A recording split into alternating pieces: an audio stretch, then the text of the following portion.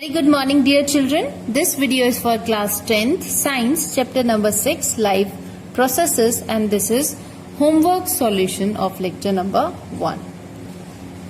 So the first question of lecture number 1 was, why is diffusion insufficient to meet the oxygen requirements of multicellular organism like humans? So children, to answer this question, we all know that a multicellular organism like humans is very big. So if it is big in size and it is having these specified structures,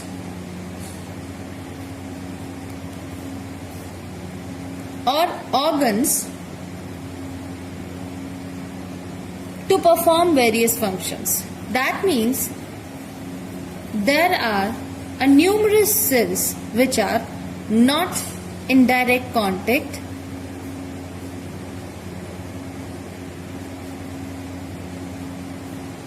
of atmospheric oxygen. So if all the cells of the human body or any multicellular organism, they are not in direct contact of atmospheric oxygen, then the diffusion process would be slow.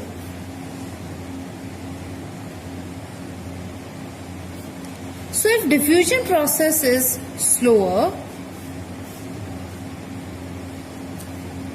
and the organism is multicellular, so the need of oxygen is also high.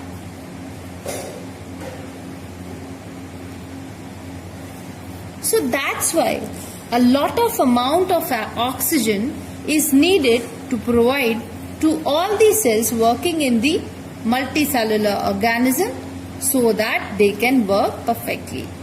And that's why slow diffusion is not sufficient to meet the oxygen requirements of the multicellular organism, because they need a lot of amount of oxygen, and if we provide the large amount of oxygen through the diffusion, then this process would be slow. And that's why diffusion is insufficient to meet the oxygen requirements of a multicellular organism. Question number 2 is, what criteria do we use to decide whether something is alive? So dear, we have understood that if something is walking, running or changing its position, then we can understand that that is alive. So walking, or you can say any kind of movements, they are the one criteria to identify or to decide whether something is alive or not. Another can be the breathing,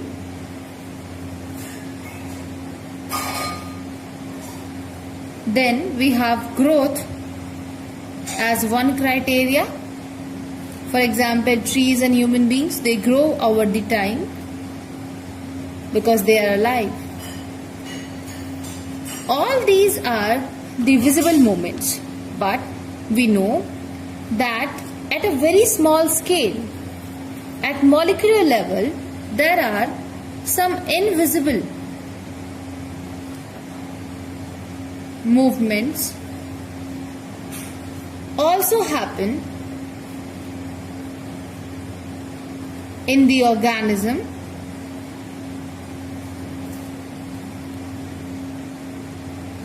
which are not visible by our naked eyes, but they are happening.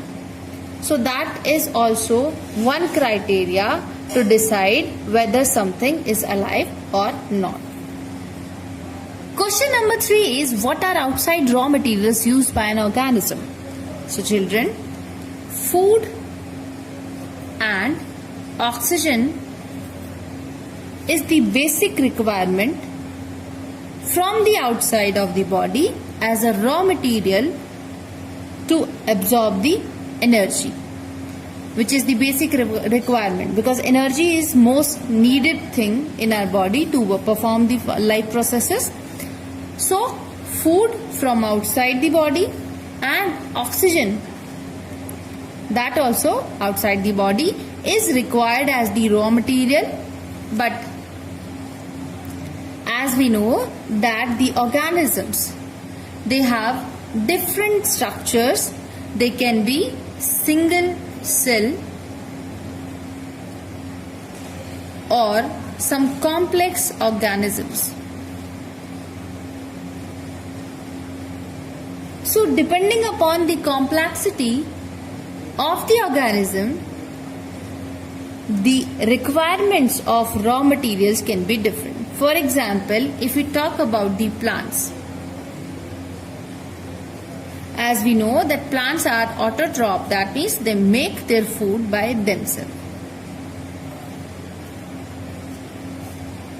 So they take raw materials as some inorganic materials from the atmosphere or from the surroundings, like CO2, H2O and sunlight. So plant, they take inorganic materials as their raw material to prepare their food, but like human beings, we eat up most of the organic matter. So it depends on the kind of organism which uses the raw materials to prepare or to feed themselves. Question number 4 is, what processes would you consider essential for maintaining life? So children, as we have discussed in the lecture, that here we have some life processes which are necessary or essential to maintain the life. And what are they? These life processes are nutrition,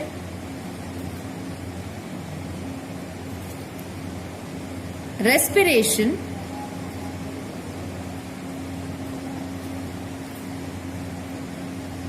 then we have transportation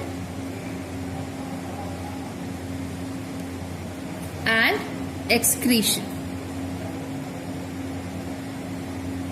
In the nutrition itself, the digestion comes.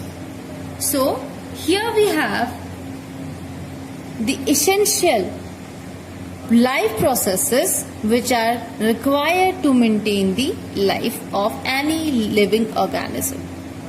So this is it as the homework solutions of lecture number 1. Thank you.